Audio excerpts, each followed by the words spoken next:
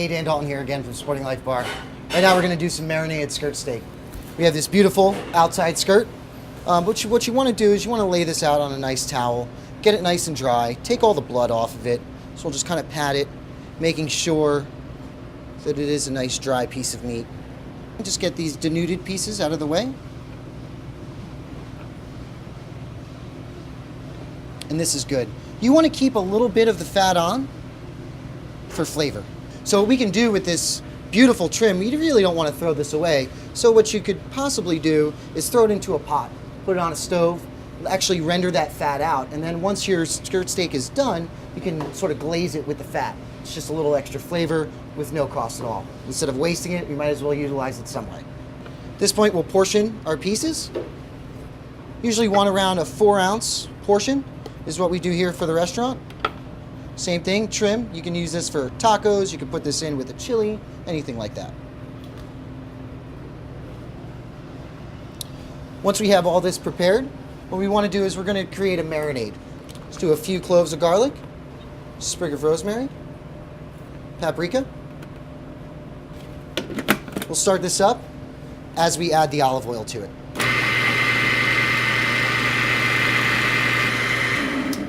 So that's nice and blended. So the main thing is we want to make sure that we're not adding salt. It's mainly because it starts a cooking process. You don't want to actually start the cooking process before you actually cook, mainly because then you can't cook to temperature. So if you wanted to get something rare, medium, you want to be able to actually do that if you're adding salt to it and letting it sit, let's say, overnight, because by that time it's already going to be medium. And I do like to let this sit. You could let this sit anywhere from an hour to 3, 4, 5 days even.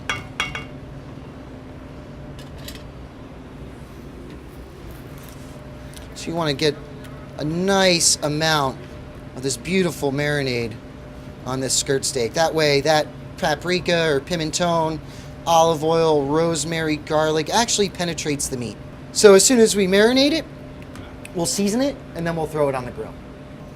So at this point, you want to pat a little bit of the meat off. That way you get that excess oil off. That way you won't get that carcinogenic taste once it flares up on the grill, once it's dripping with oil. So you just pat it dry, just a touch. And then we're going to season. Fresh ground pepper, kosher salt. And you want to season a little bit high.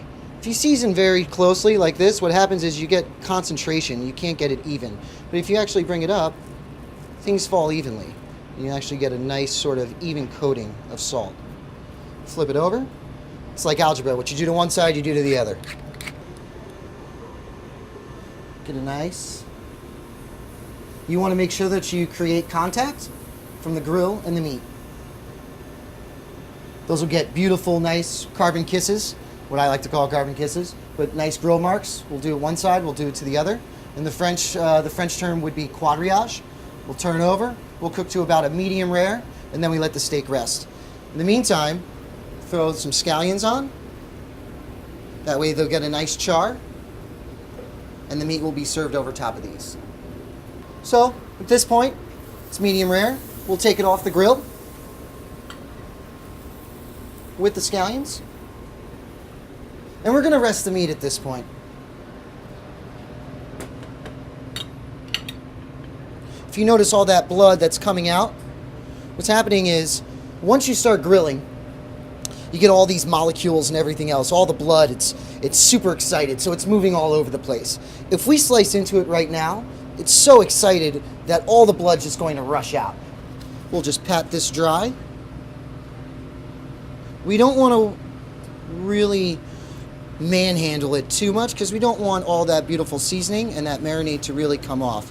We're just trying to sort of pat that excess blood off. So what we'll do is we'll start slicing against the grain. Take this, kind of open it up, show how sexy time that is. And then we're going to finish with 3 items. One of is olive oil. You get a very nice tasting olive oil. A little bit of Maldon salt. Maldon salt is a sea salt from England, and it's amazing. It has such a great texture. If you look at these beautiful conical or actually more pyramid shapes to it. And that gives you a texture as well as just a beautiful sort of finishing seasoning. And then just a little bit of chive, just to kind of give you a contrast against that beautiful red meat. And this is how we do the marinated skirt steak here at Sporting Life Bar.